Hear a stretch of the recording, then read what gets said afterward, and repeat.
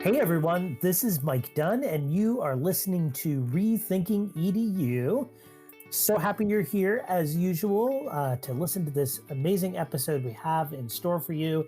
We're taking a little bit of a pause actually from our series on networks here because I think the four of us have been engaged in a number of conversations over the last few weeks about what school and starting up in the fall could possibly look like. And we know it's on everybody's minds right now.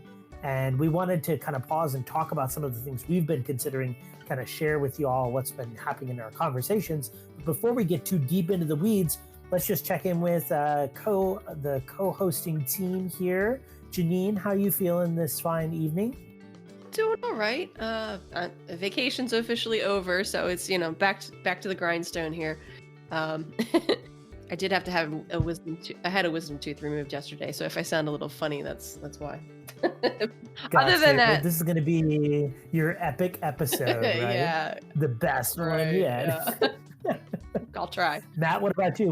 What's happening with you?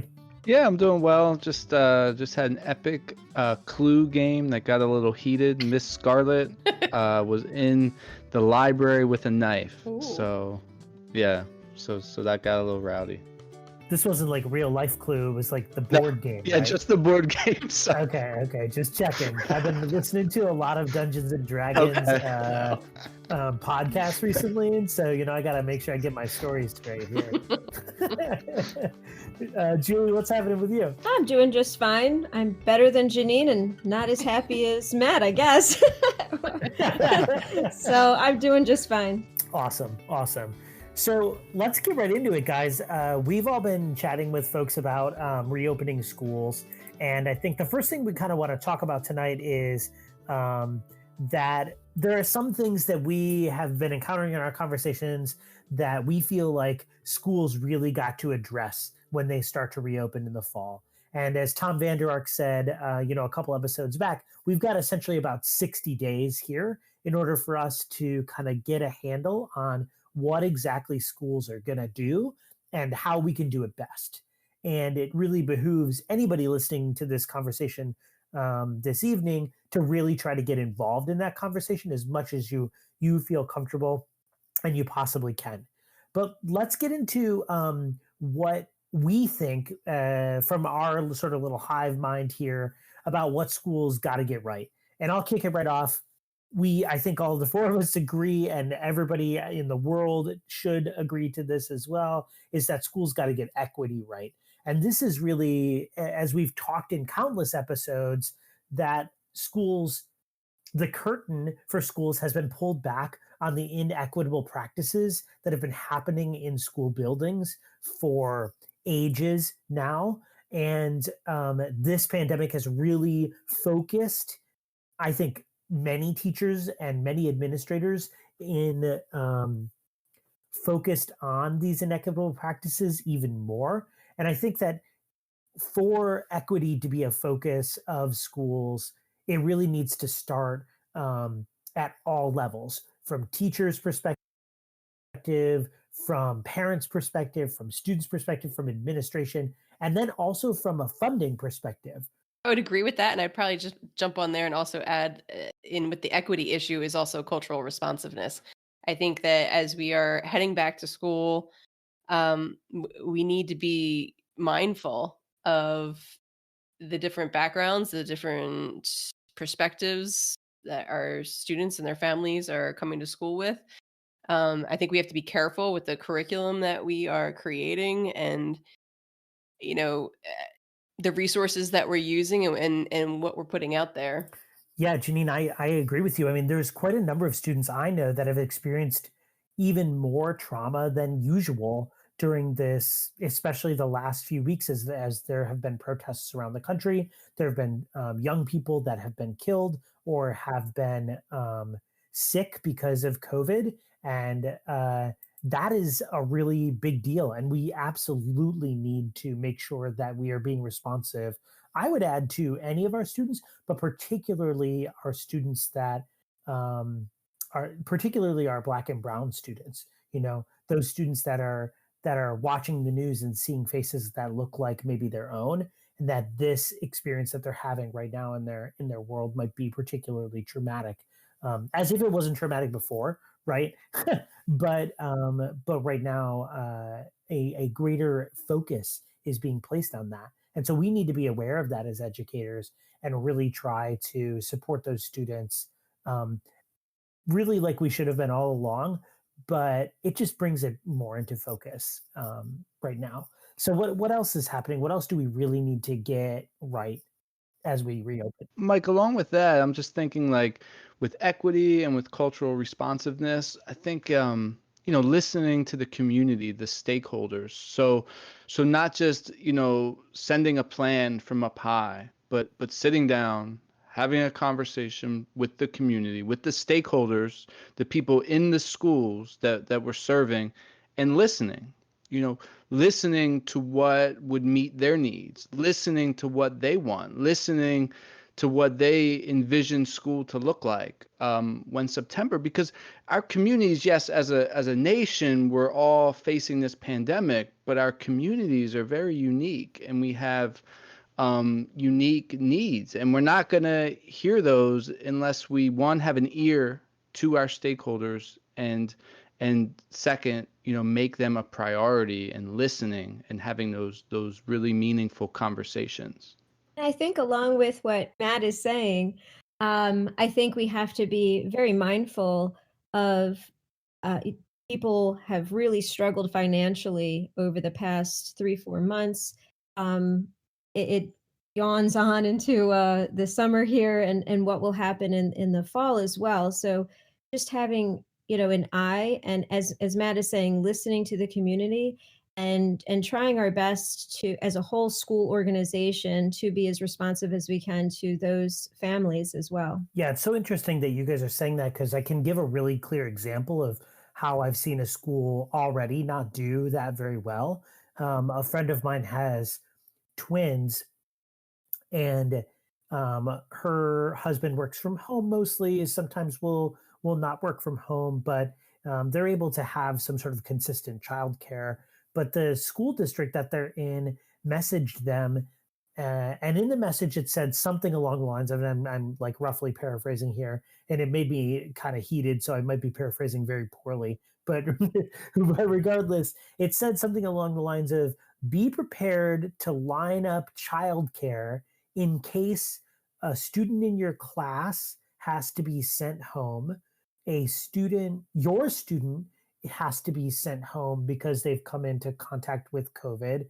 The student might come into contact with COVID in another classroom and have to be sent home, or maybe the entire school has to close and everybody has to be sent home, but you're still at work.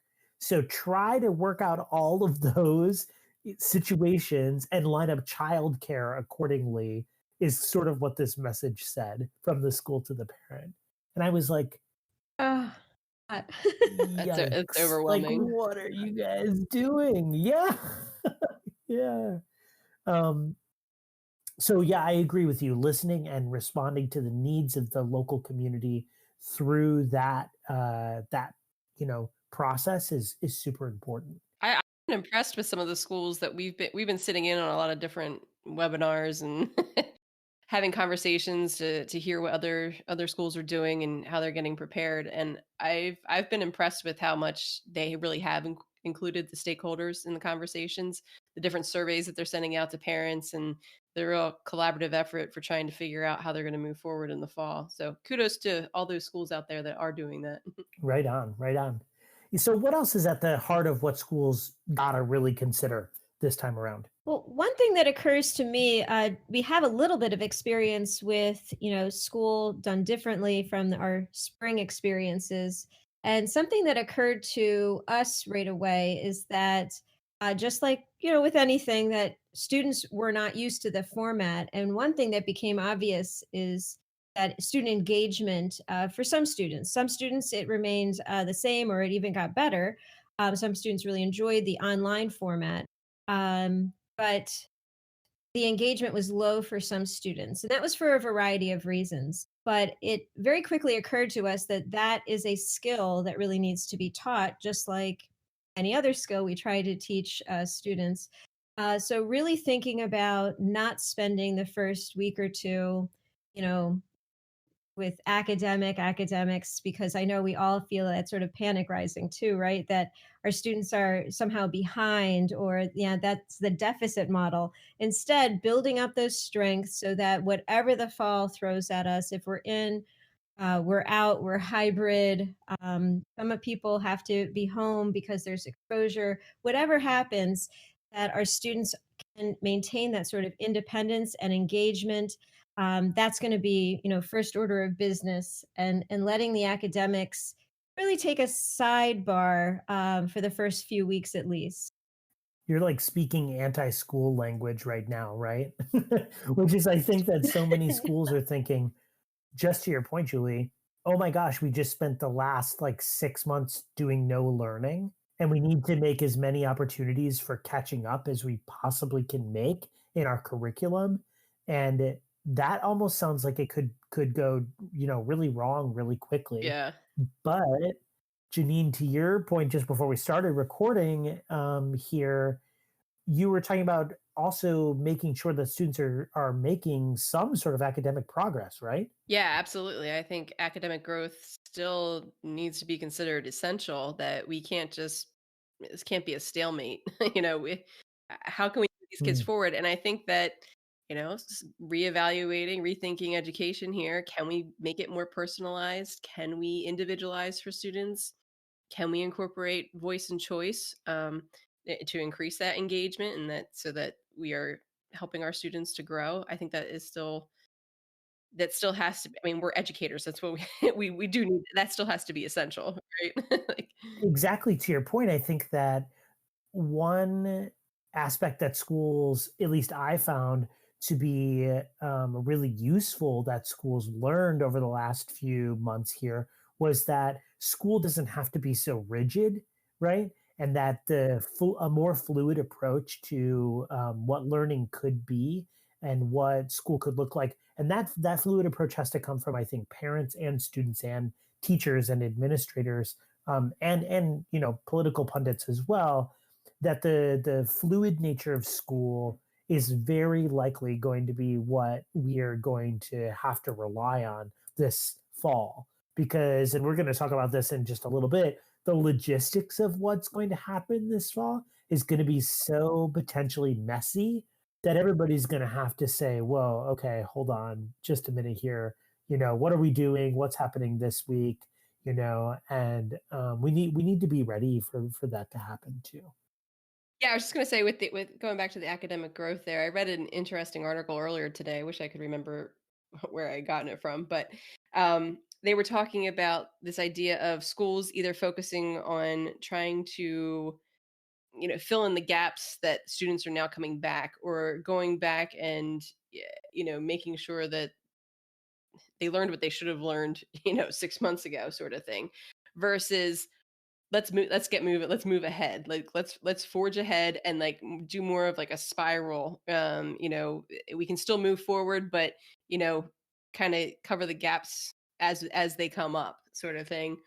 It was kind of, I thought it was interesting to think about there, that there was a couple studies that were done saying that the schools that were more successful were the ones that were forging ahead, instead of trying to go back to the starting point where they left off in the spring. Right, right. It is an interesting point to think about. Like, let's say I get a student in my school that is in like ninth grade and has very poor reading skills. How do we make up those reading skill deficits right now in our schools? That is an interesting thing to think about with regard to all the skills that students are sort of needing to make up. If we want to keep them on this whatever sort of like imaginary path that we've carved for them that we think is important, I think that's a whole other question altogether. Yeah. I think another thing we need to consider is social emotional learning. I think with everything we've talked about in our discussion when we first led with the equity piece, teaching resiliency, making sure that our mental health for teachers and students is is sound. Really, I know already we've relied on our counselor to kind of start dreaming about what does that look like in the fall, and even over the summer, how can we continue to support students, teachers, and families, which it'll no doubt be a very stressful time. So making sure that we have that component in place, I think, is going to be important as well. Yeah, I agree totally. Go ahead, Matt. Yeah, I was just thinking, sort of off on a tangent a bit, but thinking about access for students at home. So, you have the internet access, right? And then you have the access to technology that's working and helping you out. And internet access, yes, is a huge national discussion, right? How do we build this infrastructure that should support us all to be able to get on the internet in effective ways at ease? But we're not there yet. So we have to have a plan. What's our plan for students to be able to access the internet at home? And to have a plan that says they'll figure it out, that's not a plan. So what are we providing for them? There's hotspots out there, right? There's organizations like in our region of the neck of the wood, our neck of the woods, making connections with Comcast or some of these other internet providers, Verizon, and talking to them. How can we solve the issue? Yes, I've read the articles, people park buses with internet, and yes, that's great, but we need more than buses parked with internet hotspots in local parking garages. How are we going to get internet available to students in their homes? And then how are we going to get them the technology in their homes? And this is a hard thing. And as we're talking, I also have empathy for a lot of the decision makers. But needless to say, these are decisions that have to get done because you can't give students work, ask them to do it, have a lesson when they can't get on the internet, and they can't get on the internet with a device that functions well. Like I was just at the beach, a week ago, and their internet is not my Verizon Fios. It's super slow, and my work was super slow. So imagine if you're like on your phone using a little bit of your data, like trying to do some work. It's just roadblock after roadblock after roadblock. We have to get rid of these roadblocks and set it up for students to have effective access, and that's going to help them. Dang, Matt, drop that mic. All right, man. I couldn't agree more, and it's I think super interesting to hear about what some tech companies are doing to support families. And so, here in Philadelphia, Comcast has an open network sort of policy that they're trying to promote, which is super affordable internet for individuals. So they've got like a $5 a month plan and a $10 a month plan. But the truth is, until we have universal access to internet, that $5 and $10 a month is too much. $5 and $10 a month could mean food for a family, could mean you name it, and it really is unfortunate. I think the it just speaks to the point that we were talking about earlier, which is where is all the money going, right? Like, how are we not funding access to education if this is how we know things are going to be for a while? And so that just brings us into like a larger conversation about like actual logistics, right? And I would love to hear from everybody about their conversations with their schools if you've had them. I've essentially encountered three different models, which is the A model, we're all back in person, everybody's doing school, quote unquote, like normal, right? The B model, which is like hybrid, you're in school sometimes, you're out of school sometimes. And the C model, which is all online all the time. Who wants to tackle which one of those models? Well, I'll start, but I think really realistically, schools are planning for all three of those. And even within those, Right. It's like it's ABC model ABC subsection altogether. 0.2, whatever. There's a lot of different. So I think we will be back. I think we're going to try for it. Who knows what the world's going to look like in a couple of months here, but I know in our county, the goal is to be back. The problem, of course, is that not all students will feel comfortable coming back. Not all students, have zero health concerns in their whole families. Like that's another concern, that people have pre-existing health conditions, right? Not all families will feel comfortable sending them back, even if we have really tight protocols. So we have to be mindful of that. I think in our school, we're definitely looking at if we go back, and then what if there's another wave? What if we're not in the green zone? So, what does that look like? We're definitely looking, if we are back, how do we maintain those CDC guidelines of 6 feet apart, staggered times? We have very little control over the transportation, which is one, giant sticking point. There are just so many wrinkles and so many logistical things to plan on. And then having that very real possibility in the back of our minds that, March can happen at any time, that we might have to go to online learning again, which, we're not going to let that sneak up on us. This time we'll be ready. Yeah, I mean, we've been talking in my school, and I sit on the board of a preschool.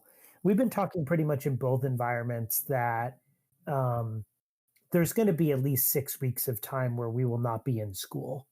And it is very likely that that amount of time is going to happen, at least in my epidemiological professional opinion here, on rethinking edu. Get all your suggestions right from us. Is that time is probably going to be once we leave school for Thanksgiving break. We will not go back to school until the middle of January. That's sort of my thought. Um, I'm making a prediction. Although I would like to add that the last time I made a prediction on this podcast was on our first knowledge drop episode where I was talking about college admissions, and I made some predictions about who was going to go test optional and who wasn't. And the next morning, those two schools went test optional, even though I said that they weren't going to. So yeah, take my predictions for what they're worth. um, Duly but I do think that noted. that's something that we absolutely need to plan on is that I think that whenever it is between 6 and 8 weeks, sometime this fall, everybody's going to be home again, you know? Hmm. Um, and Matt, I would love to hear what that kind of looks like from your perspective and any thoughts you have on any of this. So there's a lot of logistics that we can go down, and there's a lot of questions to ask, and there's a lot of answers to seek. But one of the questions that I'm sort of continually asking myself is, how are we utilizing this time, right, to innovate with technology? So what I mean by that is, how are we not just using a learning management system, but how are we capitalizing on this technology to transform our learning in innovative ways? What can we do? Because it's not enough just to have a student fill out answers on a Google slide. That's great, right? We're making do. We're trying to get them to get the information, but that's not enough. If they do that in the classroom, that's not enough. It's just filling out a worksheet. So what are these ways, and I think that's a really good conversation to have, and that's something that the past week or so, I've been trying to think about, because should we get this software, should we get this, should we get that, should we get this, should we do this, should we do that? Well, in what ways is this going to transform the education for the child is a question that I think should be asked when we're thinking about technology. Super interesting. Janine, what do you want to add to this conversation? I guess two things. First, another article I was reading. Doing a lot of reading lately. Beach reading. Yeah. Okay. I see that. I got some good recommendations for you. Okay. Well, one suggestion I came across was that teachers should plan 100% for online learning to start off with. Just plan the entire year out as if you were doing it online, and then that's like your baseline, and then plan for in-person instruction, because there's a good possibility that you're going to have to go back and forth between both of those, and most likely you already have a good chunk of in-person instruction already somewhat, you can tweak what you've used in the past there, but at least if you build the online instruction, you can easily go back and forth to manifest like a hybrid approach if that ends up coming about. So that was just a suggestion I came across. But the other thing I was thinking about is with going back to school. Julie had mentioned it with, there's going to be times when, if we're all back and we're in person, there's bound to be times when a student isn't going to be able to be in class, or they have to quarantine for another 2 weeks, or whatever the case may be. So even being back in school for in-person instruction, we still have to plan for the online component. And how's that going to look? Is that going to be where all classes have a live camera in them, and so that if students are at home, they can just zoom in and they're there live again? Our class is going to be recorded? Or I know one school was thinking of splitting their teachers so that there are some that are designated as in person, and there are others that are designated as taking care of the online. Now they're saving a day to be able to communicate, collaborate. Like they're still keeping Wednesdays as like a school free, as a no school day, but as a planning day, so that the in-class component and the online component still match with each other per se. And I guess they were also thinking of doing that because they have staff that there are some people that don't feel like they are able to do in-person instruction. So I think that was their other way of kind of managing both staff and students that might end up having issues. Yeah, I think, Janine, you bring up a good point. We have to think about faculty who may be compromised with their health. We also have to think that someone might be at any time. We have to think, what is the contingency? I think subs are going to be in short supply come September, but really planning for coverage, and how does that look, especially if we're trying for smaller cohorts of students. That is definitely something to consider. Yeah, man. This is heavy, this conversation is heavy.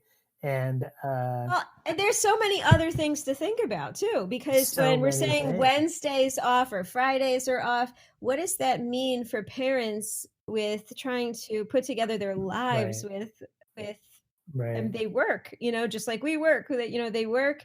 And that doesn't seem to me to be a viable solution for the community, to just say, you're off this week, you're on this week, and the other half of schools, those rotating ones. I don't know how families figure that out, and what can communities do to really support, if that's what's going to happen in schools.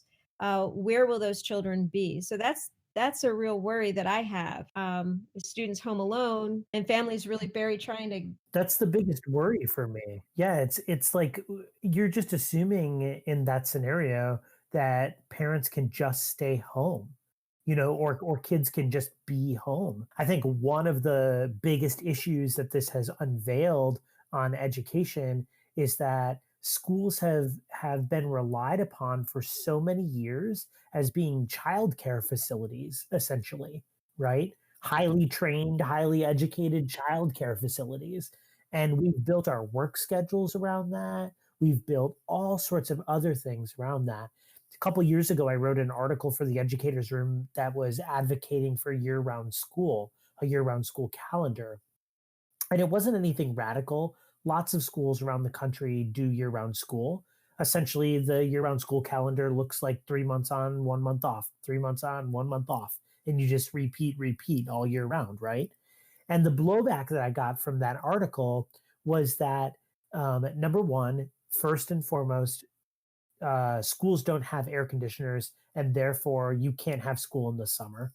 Gotta be prioritize here. If you don't have air conditioners, teachers can't function. I get that.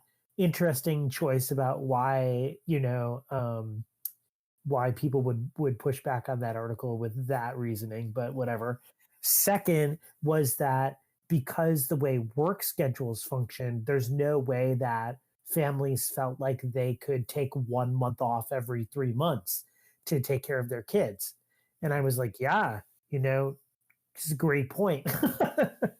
But the way that we've situated the industry itself of education and the way it butts up against the work industry is such that the logistical existence of the two don't allow us for a lot of flexibility And I think we're going to run into a problem right now because of that.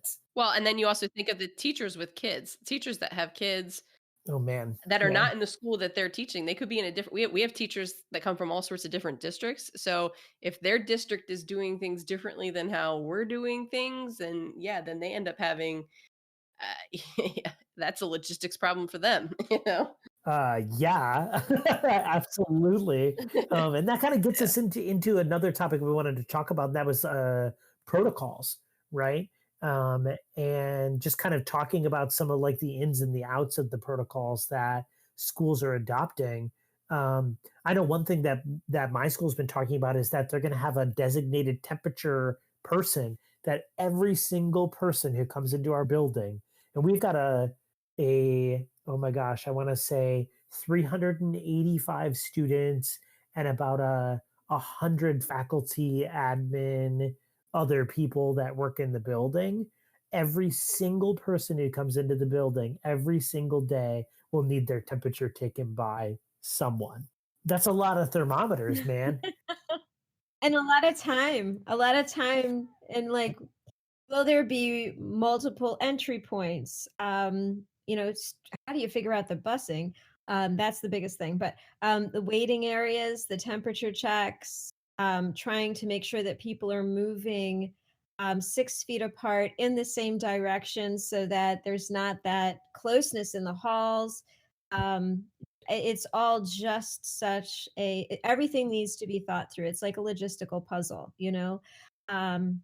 and looking at what the school day looks like. I know we've been talking with families too about, how do you really realistically insist that a 5-year-old wears a mask all day?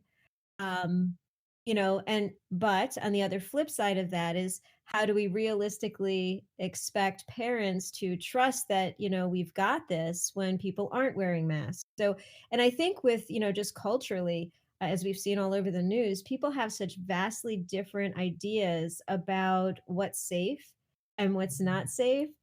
I really think it would be wise to just follow the CDC guidelines as best we can, because some people believe, masks not a big deal. Other people, masks necessary. So I think we have to have all of those things in mind. And as Matt had said earlier, really listening to what the community is feeling, but then also making sure that everyone not only feels safe but actually is safe. It's going to be a challenge. What ifs, right? Like, so what if a kid shows up and and they have a temperature?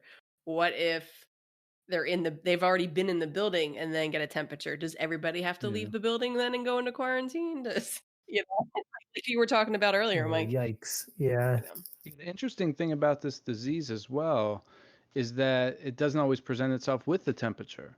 So you could be carrying it asymptomatic, no Mhm. temperature, but meanwhile you're giving off to, 100 people, and then some of those people will get a temperature. So the temperature thing is sort of an interesting way to go about it. Right, right. To add to that, what happens in a protocol situation where that one person does get the temperature and then you have to contact trace with that person? Yeah. Say, who did you come into contact with between what hours? And Yeah. that brings to the whole logistics of what you were saying earlier, Julie, moving the same direction down a side of a hallway.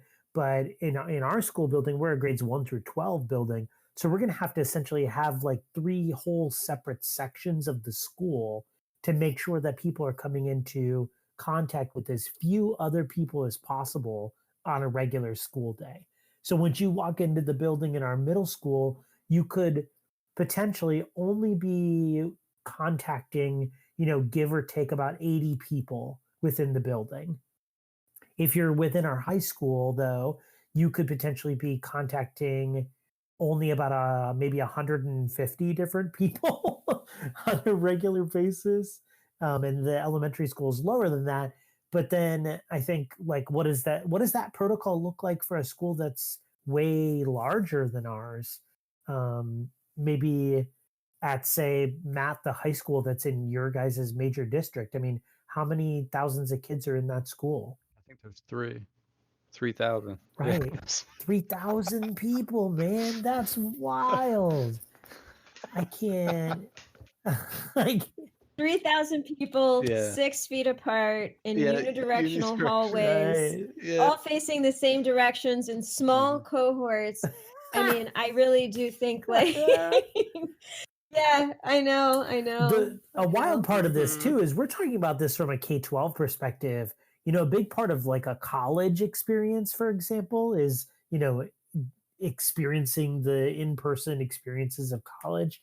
I was just talking with a colleague recently who was like, yeah, our colleges have rented out all of the hotel rooms in a 3-mile radius of the college for the entire fall and are just like putting people up in individual hotel rooms because they can't have more than one person in a room. And I'm like, oh my gosh. What? But that's like a whole other rabbit hole. We could talk about that. Let's talk about like learning. Like what's going on with learning in school this fall. Um I have lots of thoughts here, but I'll jump into talking about what I think is potentially going to be the hardest hit area of learning, and that's what schools have traditionally called specials, right? Which include art and music and photography and um, all of these things that um, all of these things that the government loved to cut funding for when No Child Left Behind was still a thing. And people were like, no, no, no, literacy and math, and that's it. And otherwise, it doesn't really matter. Um, all those things are also super problematic. And I'll just run down two scenarios that I find to be exacerbatingly problematic, right? I play the saxophone, let's say. I did play the saxophone when I was in middle school, but I play the saxophone. I come to school, I'm a world-class saxophonist. I've been playing in the jazz band for blah blah blah years, and I find out that the saxophone, along with every other instrument that you blow large volumes of air through, is more likely going to transfer COVID-19 to everybody in the room than any other instrument. And so, what happens? I basically am giving up my passion for the saxophone in school, which takes up, roughly 30 to 40 hours a week of my life for never doing it in school because I can't physically do it without endangering potentially the lives of others around me. That goes for singing, that goes for any number of other instruments that are not that are brass and woodwind and what have you. And um so that's one scenario, right? Second scenario is I'm in art class, I'm an amazing art student, and my art teacher says, sorry, nobody can share supplies in the art room anymore. There are no more communal supplies. And my family doesn't have enough money to buy art supplies. And so I can't do art in school anymore because I can't share with other people. And all of a sudden, what am I doing? This avenue that I had as an outlet in my life that was so important for me for so long is gone. This thing that I love to do in school is gone. It just is. It makes school a bummer, man. That's what I always said during NCLD was school's a bummer for a lot of kids right now because they can't do the things that they love.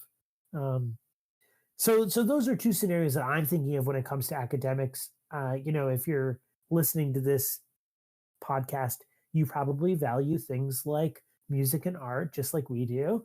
But let's also talk about some of the other things. What about personalized learning? Julie, Janine, y'all do that sort of stuff. You want to talk about that? We do that sort of stuff. Yeah. Thinking about, what our school's all about, what's our mission? And, we're a mission-driven school. So how do we maintain that experiential learning if we can't do field work? How do we still have project-based learning, still work cooperatively with each other in an authentic, meaningful way when we really can't go anywhere? So we're just going to really have to it's again like a puzzle. I keep saying it's you just have to figure it out. I think there's a lot of different resources that we can try to tap into. I think other schools can shine a light, and some of the schools that we've already mentioned in this podcast before, we're definitely going to be using them as examples. because we're used to going on 20 fieldwork experiences a year. We're used to getting out and about, using our community as our classroom. So we are definitely going to have to spend some time, rethinking, and really trying to look at it as an opportunity, not grieving for what we've lost, but just a reinvention. And I think we can still hold on to a lot of our approach. Just the logistics are going to have to be different. Yeah, I was just you were just making me think of our first fieldwork experience that was supposed to be for this year. We do an oceanography unit, so we were supposed to go camping in Cape May down at the beach, right? And my daughter actually is going to be in our class this year, and she is very upset that we are not going to probably go on the camping trip. But her and her friends keep on trying to come up with suggestions, which I think is cute, for how we could pull off field work. And maybe we could just have like 4 separate trips to Cape May, and that we'll just have to go in different groups. But then we were just at the beach this past week, and I had her picking up because we usually do like we go on a walk on the beach, and we identify all the different shells and creatures and things that we can find. So we collected as many shells of different varieties as we possibly could, because I'm thinking, well, if we can't go there, I'm going to have to bring it back so that we can either do it in the classroom, or I can create little kits that I can send home to the kids, and they can do their own little lab at home, and I'll bring the beach to them. Matt, I would love to hear your thoughts from a tech perspective here.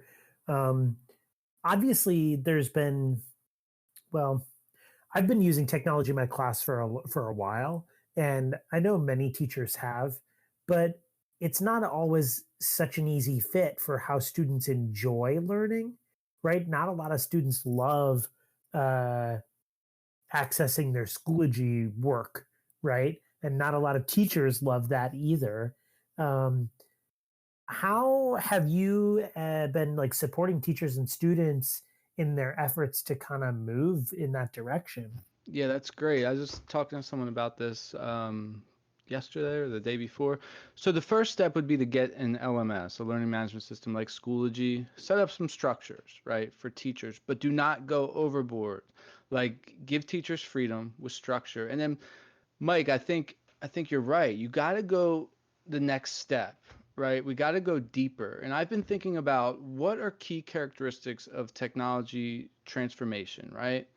And I've been thinking a lot about innovation, choice, agency, and creation. So those 4 principles, I feel like if we can focus on those and not all the newest software out there, all of these emails we're getting, try this, like let's mute all that out, and let's focus our attention to using technology in transformative ways by, highlighting innovation, choice, agency, and creation. Now, those are just 4 that I've sort of thought about it. I'm not sure why, I know why I came to those, but those are 4 that I think are, but like, again, that's the values of the school. Like, what do you think is valuable? And let's focus on that. Like, let's put our attention on that. Let's put our energy on that, because you're right. The students are not going to be into just filling out discussion posts on Schoology. I'm not into that on Blackboard, so why should they be? Right.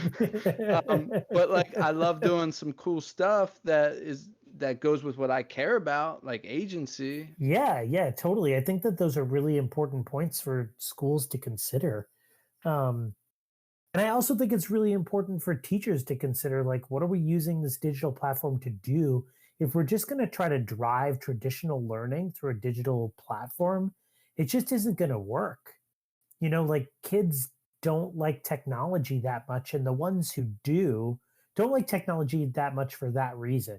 The ones who do are already the ones that are, banging through the Coursera courses and jumping on MOOCs about, sorts of crazy, interesting topics that you can get into a MOOC for. But I don't know that I see most of students enjoying learning in that manner. And it isn't a question about whether they want to enjoy learning in that manner, or about whether or not they just haven't had exposure in that way.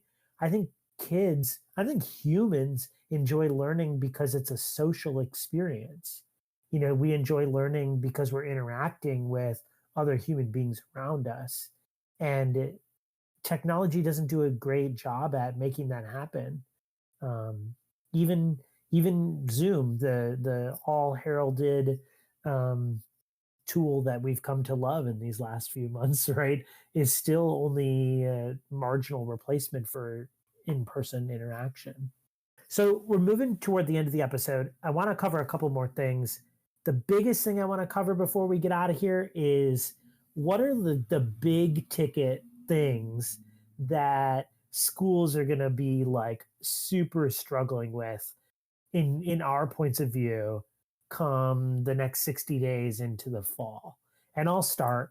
I think one of those has got to be funding.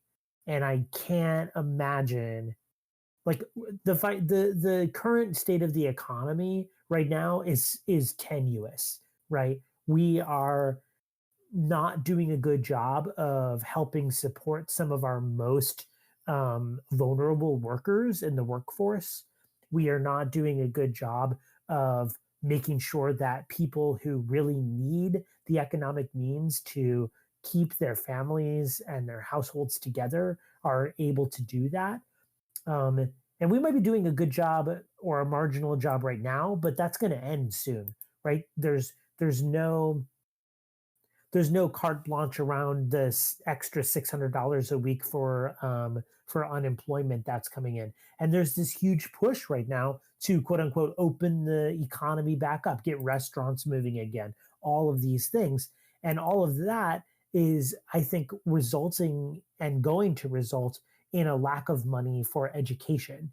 And we've already sort of experienced this a little bit. You know, a lot of our schools have talked about budget cuts because the school funding formula is broken and doesn't really fund schools like it should, and it's just going to come to bite us, I think, very quickly here in the fall if we're not able to figure out some other means of reinvigorating the school economy with additional either federal money or state money or something. It's got to happen, and if we're not going to see it this year, we're going to see it in the fall of 2022 or something like that, where there's going to be a dramatic shortcoming of education dollars. What are our other like, holy crap, think this is going to happen? Well, I think if I just stay on the money thing for a second, that's a large way. I think with there will be, staff layoffs. There will be, even though we're asked to, teach in smaller cohorts, smaller teacher-student ratios, it's going to be tricky. But I think the budget shortfalls are going to hit. But we're also asking schools to spend more on things that are going to cost us money, like face masks and, plexiglass screens and, waiting, outdoor waiting rooms. I've heard a lot of schools trying to think about how to get school kids into the building.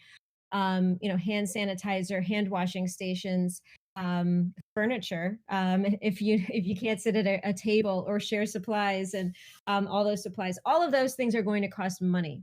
So that I don't envy state decision makers or district decision makers. That's for sure.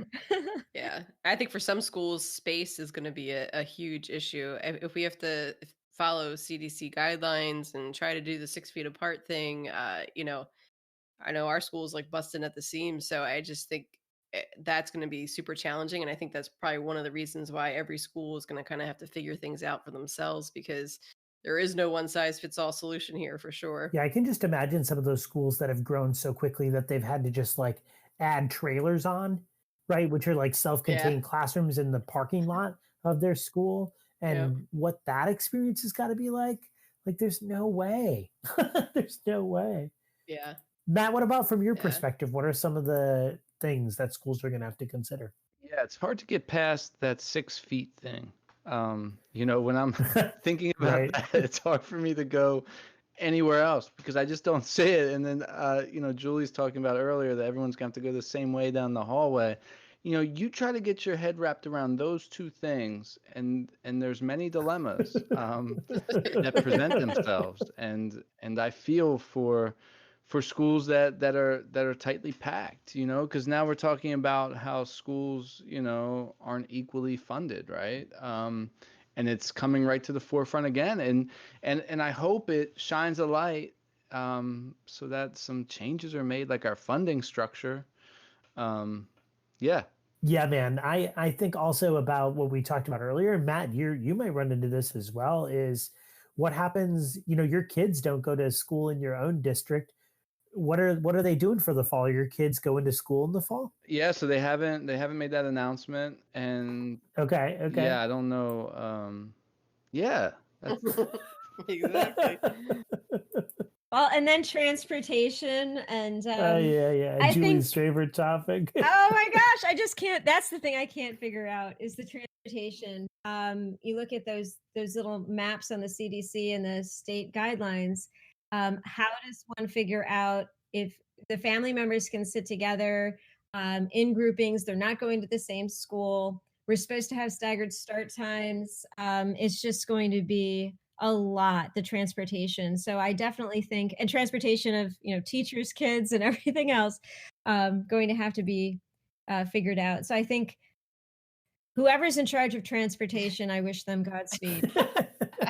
I do not know. We attract students from all over Southeast Pennsylvania and New Jersey, and I could also see New Jersey shutting down and saying no more school, but Pennsylvania staying open.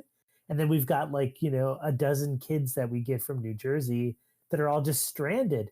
Like those poor kids can't come to school and everybody else is going to school, and it just is like, Yeah. that's maddening. And we run like these little buses from all over the place, with like elementary school kids on one bus and high school kids on the same bus.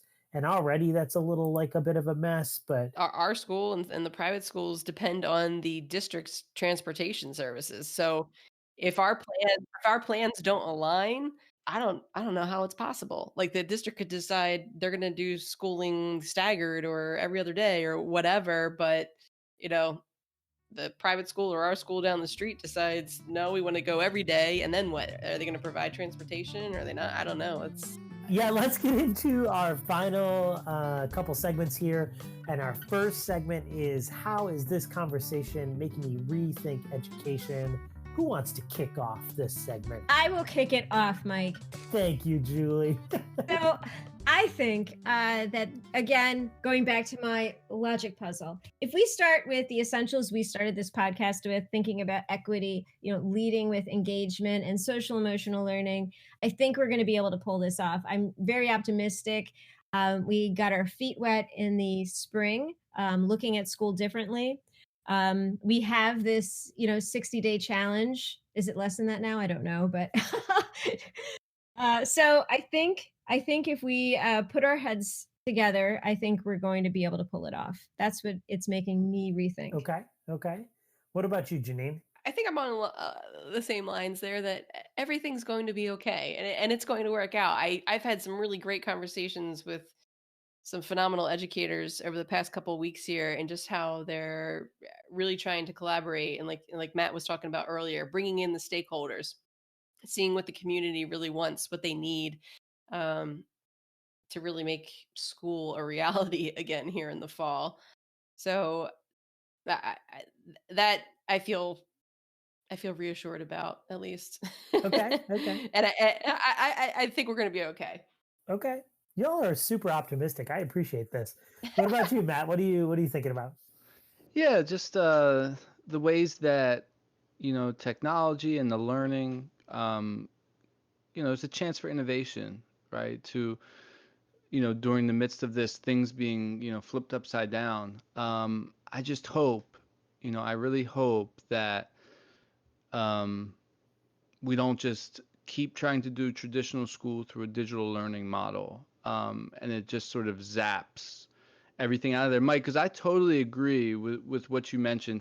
Some people have a misconception. They think kids just love technology. And I agree, like they don't. It's not like, oh, put a computer. Oh, now they're going to be so engaged. Like, no, there needs to be engaging lessons. And And yeah, okay, you put a fancy toy in front of someone, it's gonna be interesting for a little bit. But yeah, so anyway, that's it's a chance to innovate, and I'm just a little worried that they're gonna try to do traditional school with digital learning, and it's not gonna work, and it's not gonna engage. But this is a chance not to do that. I'm going to build right on that, Matt, and say this is an opportunity for schools to ask one really important question. What are we using our in-school time for? That's the question that I want schools to answer. Because when it comes down to it, the thing that our students missed this spring the most was hanging out with each other and their teachers. That was it. They wanted to just see their teachers. They wanted to see each other. They wanted to just like sit in the hallway and talk or be away from their parents or whatever.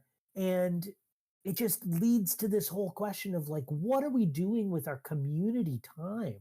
What are we doing with this really precious amount of time that we have together with our students? And if we're going to just fill it with nonstop academic like bludgeoning, then our students are going to hate school even more than maybe they have in the past, right?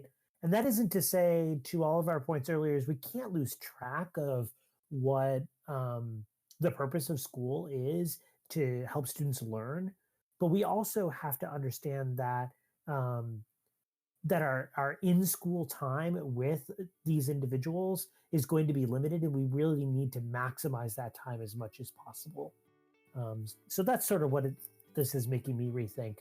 Let's jump into our last segment, plugs. I know you all brought a plug. Who wants to share theirs first? In keeping with the theme, I'll go. So I'm going to plug headrushlearning.com. Headrush Learning is a platform that helps track and manage project-based learning. So that's definitely something that we were able to do kind of with an eye shot in a classroom. So thinking about how to maintain our project-based learning approach and moving to a hybrid, some kids in, some kids out, or all online. I really think this might be the ticket to helping us manage that better. Cool. All right, Matt, what are you plugging? An interesting book that I read, Rewiring Education by John D. Couch. It just helps to take a deeper look on how to integrate technology within our learning processes. All of the next plug, I'm going to plug the Black Scholars podcast. I just recently came across this podcast on Instagram and have listened to one episode. I really have loved it, and think it brings a really interesting and important voice to the education conversation. I'll drop a link for that pod in our description, but if you just look it up on iTunes or Apple Music or whatever you have, it's called the Black Scholars Podcast. It's pretty great. Janine, what do you want to plug? All right, there is the Brooklyn Lab School, which has been working with several different collaborators and design firms for coming up with different protocols or ideas for heading back to school in the fall. And they're sharing all of their research with everybody.